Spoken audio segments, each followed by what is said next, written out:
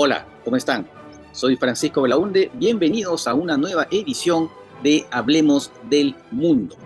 Vamos a dedicar este programa al plebiscito en Chile que arrojó como resultado, tal como preveían las encuestas, del rechazo al proyecto constitucional que en esta oportunidad tenía un tinte de derecha, bastante de la derecha, al contrario del anterior proyecto constitucional que también fue rechazado, que tuvo más bien un tinte bastante de izquierda. Y sobre ese tema vamos a conversar con Marta Lagos, que es una reconocida analista política chilena y además directora del Latino Barómetro, esta institución que hace encuestas a nivel latinoamericano, como indica su nombre, para medir, entre otras cosas, precisamente el estado de la democracia en nuestros países. Así que vamos con la entrevista. Hablemos del Mundo es auspiciado por Teje Láser Oftálmica. Teje Láser Oftálmica, comprometidos con tu visión.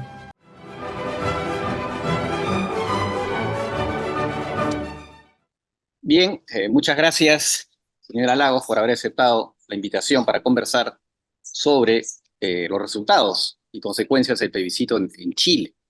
Estaba cantado, como se dice, ¿no? Estaba cantado el resultado, tal vez habían diferencias sobre digamos, la amplitud de la derrota del apruebo, ¿no? Que al final ha sido de 10 puntos. Da la impresión que en este caso, pues, casi no hay ganadores, o sea, algún ganador de este resultado que ha rechazado este nuevo proyecto constitucional en Chile. Bueno, sí, yo creo que ganó Chile porque el proyecto constitucional habría sido fatal, digamos, si se hubiese aprobado. Entonces, desde ese punto de vista nos libramos de un mal.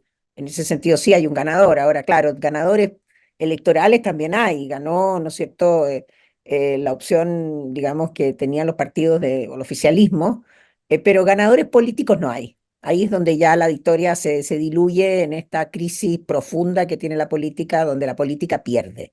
Esto es una gran derrota de la política en Chile. Segunda opción constitucional que es rechazada. Tenemos un récord, digamos, nunca visto en la historia de Occidente. No se conoce otro país que haya tenido un proceso en que se hayan rechazado dos veces dos propuestas diferentes, y esta propuesta es muy diferente de la anterior, pero ninguna de las dos, ¿no es cierto?, fue aceptada por el pueblo chileno. Yo creo que eso es lo más duro es este rechazo de que no tenemos una visión del futuro, no sabemos bien cómo es el futuro de Chile. Las propuestas que hace el sistema político no son aceptadas por la gente. Entonces hay un fracaso de representación muy brutal detrás de estas dos opciones rechazadas.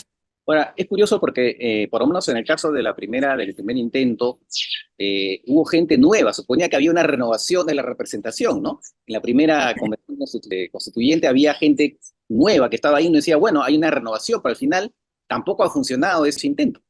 Bueno, hay más o menos un 15-18% de gente que no había votado con el voto voluntario, que se incorporó con el voto obligatorio en la elección del año 22, cuando se rechazó la primera vez. Pero lo que vimos ahora es que se mantiene más o menos la participación electoral altísima de un 84-85%, y el voto se comprobó que no es un voto ideológico, porque aquí la gente vota según la opción, no vota según el lado político, ¿no? Entonces, mucha gente que votó rechazo la vez anterior, volvió a votar rechazo esta vez, en circunstancias que son símbolos, signos políticos, ideológicos distintos. La ideología, yo creo, ha dejado de tener un peso en la política chilena, y hoy día la gente vota por opciones, vota por candidatos. Eso es muy peligroso, porque eso lleva al populismo, eso lleva a que un señor pueda llegar con su flauta, ¿no es cierto?, y todo el mundo lo sigue, como sucedió con Milei. O sea, cuando el sistema político no es capaz de tener una representación o de interpretar las demandas de la gente, puede llegar un afuerino que ofrece algo que no está, digamos, hecho por nadie más, y la gente lo sigue. O Eso sea, es el populismo. en Chile está pasando, sencillamente Chile se está incorporando a lo que es casi la normalidad en una gran cantidad de países en el mundo y en particular en América Latina. Sí, por el momento no se ha incorporado a nada, pero está sobre nosotros esta espada de Damocles, esta tremenda amenaza, porque además de eso el país quedó dividido en dos, ¿no? O sea, aquí tenemos un resultado que es casi igual al resultado de 1988, cuando se votó por el sí y por el no para terminar la dictadura. 54-46 fue en ese momento, ahora es 56-44, es decir, tenemos 50 años desde el inicio de la dictadura. Y como dice Lampedusa, ¿no es cierto?, aquí todo ha cambiado para que toque igual. O sea, hay una tremenda minoría de un 44% del país que votó la opción más conservadora, una opción más extrema, una opción, digamos, tremendamente negativa, ¿no? Que nos hace retroceder. Yo creo que eso es un pésimo resultado, a pesar de que hay una victoria electoral, o sea, eso no hay que desmentirlo y deja al gobierno, ¿no es cierto?, en un mejor pie para hacer las reformas futuras, etcétera, pero 45% es una tonelada de votos para esa opción tan conservadora. De acuerdo. Ahora, el Partido Republicano obviamente es uno de los derrotados. Es más, hubo divisiones. Entiendo que el senador Edwards rechazó, ¿no? Que dijo que iba a estar en contra de este proyecto que ha sido justamente llevado por el Partido Republicano. Ellos sí se puede considerar que son unos derrotados claros, no solamente, digamos, porque por esta división interna, sino por el propio resultado, ¿no? Sí, bueno, el Partido Republicano se partió en dos antes de la elección y José Antonio Kast, que es el, digamos, el líder del Partido Republicano, el que armó la propuesta y el que lideró la opción, ¿no es cierto?, de esta constitución, quemaron todas las naves, dijeron que esto era una cosa en contra de este gobierno, que este es un plebiscito contra el gobierno. Bueno, él perdió todas esas opciones y mientras el Rojo Edwards, que lo llaman al senador Colorín, se separó del Partido Republicano y dijo que iba a formar su propia, digamos, movimiento, porque el Partido Republicano había cedido demasiado, es decir, está más todavía a la derecha que José Antonio Kast. Entonces, el gran perdedor de estas elecciones es el Partido Republicano antiguo, que ahora está partido en dos, y José Antonio Kast. Ahora, eso, aquí las derrotas, mire, en Chile hace mucho rato que nadie pierde una elección. Después de la elección siempre se arman argumentos para decir que todos ganaron algo, ¿no? Y eso yo creo que es uno de los problemas que tiene el sistema político, porque existe la concesión electoral, es decir, la noche de la elección tenemos un proceso maravilloso que a las 7 de la tarde ya sabemos el resultado y aparecen unos señores en la televisión diciendo, ustedes ganaron, yo perdí. Ese es el reconocimiento de la concesión electoral. Pero la concesión política, aquella en la cual la parte perdedora se sienta en la mesa con el ganador para ver cómo se sigue, esa concesión política que en Chile hace muchos años que no sucede. Y en eso consiste la crisis de la política. La incapacidad del sistema político de aceptar los resultados electorales como una derrota, digamos, de su política. Y anoche mismo los voceros de la opción a favor, ¿no es cierto?, decían que no iban a ceder en el sistema de pensiones, no iban a ceder en el sistema de salud, no iban a ceder en el sistema tributario. Entonces perdieron la elección, pero se mantienen en su posición ideológica política. Entonces, si eso es así y continúa, no tenemos acuerdo y estamos paralizados. Este país está paralizado. Claro, bueno, es otro fenómeno que puede llamarse la polarización. O sea, nadie cede, todos se mantienen Exacto. atincados en sus posturas. Perdón, no en el electorado, No, pero me sí refiero a los políticos, no la élite. como pasa en el Perú. En el Perú también la gente no se entera de nada, no le interesa, y son los políticos los que están polarizados, ¿no? Exacto, tal cual. Ahora, para el presidente Boric, claro, es una buena noticia, aunque su popularidad sigue por los suelos. Estaba viendo la última encuesta, creo que le daban 31% de popularidad.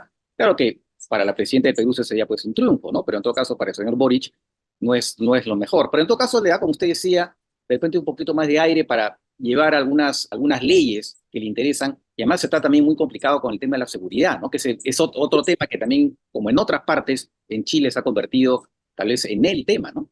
Sí, mire, bueno, aquí la seguridad fue una de las grandes batallas de la campaña, donde se le aseguró al pueblo chileno que si votaban a favor, se iba a acabar el problema de la seguridad. Y el pueblo chileno no se compró esa versión. Yo creo que el pueblo chileno más bien se da cuenta de que el tema de la seguridad no se soluciona con una varita mágica y que la violencia sigue aumentando y que estamos con un problema del narcotráfico, de la penetración, ¿no es cierto?, de la droga en el crimen organizado que, bueno, tantos países no han podido solucionar. O sea, el narcotráfico y los problemas del crimen organizado llegaron a Chile para quedarse. Y se requiere una acción muy mancomunada del Estado con recursos que la propia oposición se niega a hacer una reforma tributaria para tener más recursos para poder combatirlo. Ahora, no hay ningún país en América Latina que haya liberado esta lucha y que haya sido triunfador. Efectivamente, uno ve lo que pasa en otras partes, hasta qué punto los países se pueden realmente, digamos, liberar,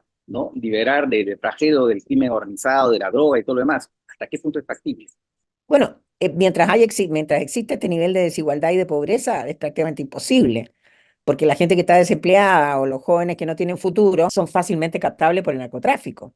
Hay una tremenda desesperanza, porque la crisis económica, usted sabe, Chile no creció nada este año, tenemos crecimiento cero, un desempleo importante, no es un desempleo desbocado, pero es un desempleo importante, y los salarios no mejoran, y la inflación ha subido el precio de los alimentos. Entonces uno va a las ferias hoy día, a las ferias de comida, y le venden a uno el arroz por un cuarto de kilo, la lenteja un cuarto de kilo. Esos son síntomas de una crisis económica, ¿no?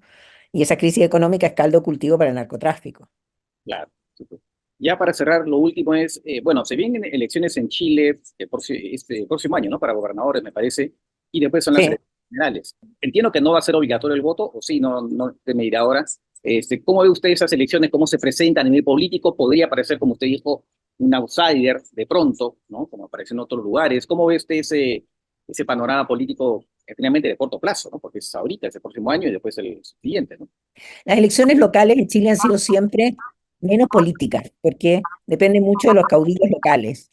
Por lo tanto, yo creo que ahí hay un tema, ¿no es cierto?, de buen manejo, mal manejo de los partidos. La derecha se ve afectada, por supuesto, en sus posibilidades de obtener. Ellos querían obtener la mayoría absoluta, lo había dicho José Antonio Kast, de obtener esas mayorías en la elección municipal, y los partidos de gobierno hoy día se ven en mejor pie para poner buenos candidatos y dar la batalla a nivel municipal. El tema es a nivel parlamentario el próximo año. Yo creo que ahí es donde se juega de facto lo que va a pasar en el futuro, ¿no? Porque tenemos en este momento 22 partidos, más un partido que es el partido nuevo dentro de los republicanos, con un sistema político completamente atomizado, donde no hay ningún partido que tenga el 25% de los votos. Entonces estamos en una situación de dispersión, de atomización política, que hace muy difícil obtener las mayorías en el Parlamento para poder gobernar, que es lo que le pasa hoy día al presidente Boric, que no tiene la mayoría para poder gobernar y requiere de los votos de la oposición, que chantajea con sus condiciones y paralizan el trámite legislativo. Ahora, también hay que decir que la próxima elección presidencial está previsto que va a haber alternancia. Ha habido alternancia en América Latina desde el año 19, con la excepción de Paraguay. Es muy difícil que en Chile no haya alternancia. Por lo tanto, va a pasar a gobernar, supongamos que va a pasar a gobernar la derecha, una derecha que va a tener las mismas dificultades que tiene hoy día el presidente Boric. No va a tener las mayorías que se requieren para pasar las reformas y las políticas que la gente está demandando. Entonces, el tema de las pensiones está pendiente, el tema de la salud está pendiente, el tema tributario está pendiente. Y sin esas tres reformas, sin esos tres avances, este país se paraliza. El punto es cuánto tiempo va a aguantar la población. Bueno, entonces, ¿usted cree, ya la última pregunta, ahora sí, la última y breve, cuando digo el cambio del sistema electoral, que finalmente, digamos, hizo que el Congreso tuviera una representación más diversa, de repente ha sido una mala idea? De repente hubiera sido mejor quedarse con el anterior sistema electoral que favorecía el establecimiento de mayorías absolutas. No, pues lo que favorecía, lo que forzaba el sistema electoral anterior, el binominal, eran estas coaliciones ficticias, ¿no? Donde uno se llevaba el todo o la nada, se llevaba el 66%, se llevaba un tercio, y entonces el país se dividía. Pero la crisis de representación se forjó en el sistema binominal. El origen de la crisis que estamos viviendo hoy día tiene su punto de partida en ese zapato chino que significaba tener al sistema político en un sistema binominal. Entonces, la tardanza en la modificación de la ley binominal es al final, y la tardanza en la redacción de la nueva constitución. Esta nueva constitución debería haberse hecho una década atrás. Estamos tardíos para ambas cosas, y la crisis en que nos encontramos hoy tiene que ver con esa tardanza. Entonces, volver al sistema binominal lo que hace es profundizar la crisis. La gente necesita un sistema político que funcione, y el anterior era forzado y este no funciona. O sea, claramente tenemos que evolucionar hacia un punto intermedio que nos permita tener un parlamento que pueda funcionar y hacer funcionar el país. Muy bien. Bueno, pues nada, vamos a estar atentos a lo que pase ahora en Chile y sobre todo estas elecciones que usted decía locales, que claro, como usted decía, son digamos, de interés local, aunque pueden obviamente tener una incidencia nacional para la política de Chile. Sin Eh, duda. sí. Gracias nuevamente y será probablemente hasta Gracias a usted. la próxima oportunidad. Gracias. Mucho gusto.